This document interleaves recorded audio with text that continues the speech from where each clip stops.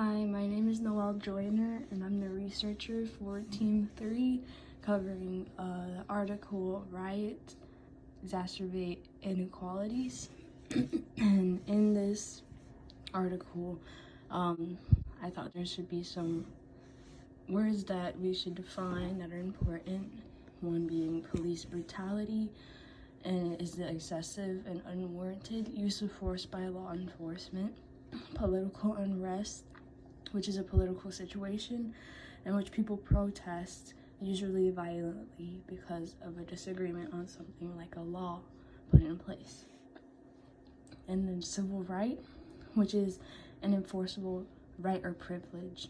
And when this right is interfered with, it tends to lead to action and protest if it's being tested.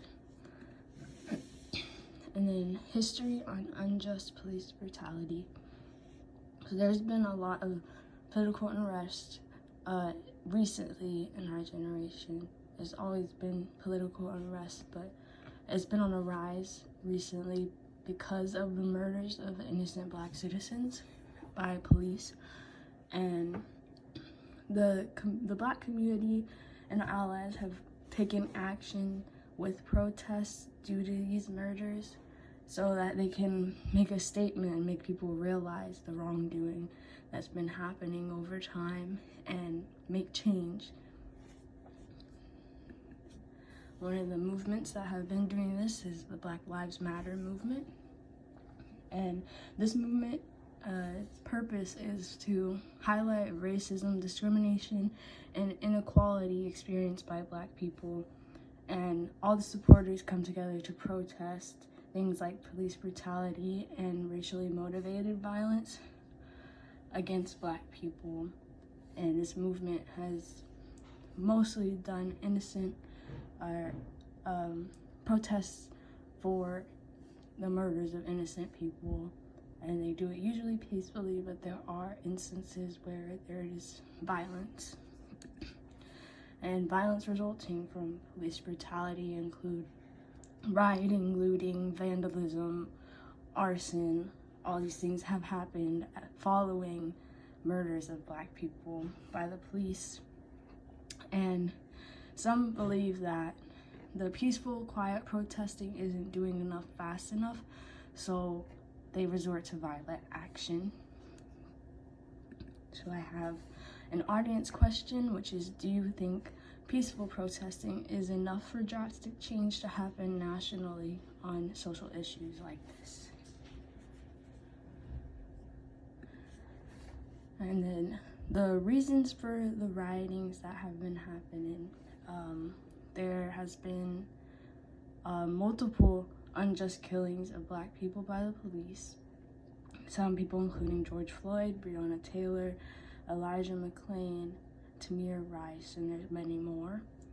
And shortly after these incidents happen, people want to stand up for them and fight for justice, because the justice system tends to take a long time to punish the people that are violent to Black people unjustly. Now, with these protests, when they become violent, there's a lot of damage that happens, and even to, businesses that are Black owned or on the poorer side, and they just happen to get caught in the crossfire.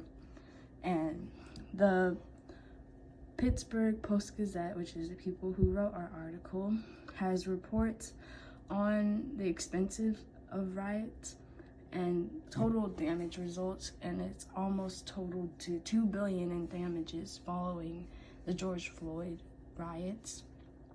And some examples of rioting that has damaged cities would be the Jacob Blake protest, which had 56 businesses which were damaged, and it estimated around $50 million for the businesses and damages, and $30 million in damages have happened to affordable housing complexes in Minneapolis because they were burnt down during these riots. And there's been many protesters that have been injured very badly, or they have died while participating, even in peaceful protests, but mostly in violent protests. Another topic on this was that new laws were made on following the riots. And so in multiple states like North Carolina, North Dakota, Florida, Tennessee, and Texas, they have proposed or signed bills that allow for police to do violence on demonstrators that are protesting, and people can be charged with a felony for protesting if it becomes violent.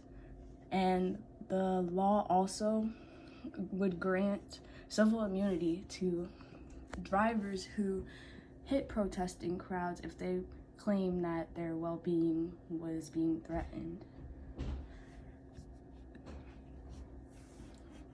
And there also has been controversy over the rioting and arson that has happened following protests. There has also been lots of controversy over the rioting and arson that has happened following protests for people who have been killed.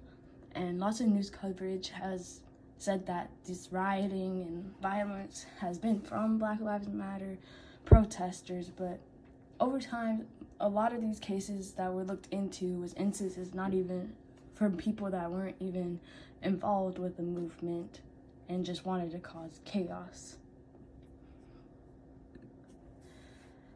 And to end my PowerPoint, I have one more audience question, and it is, does violent protesting benefit the BLM movement more or less in your opinion?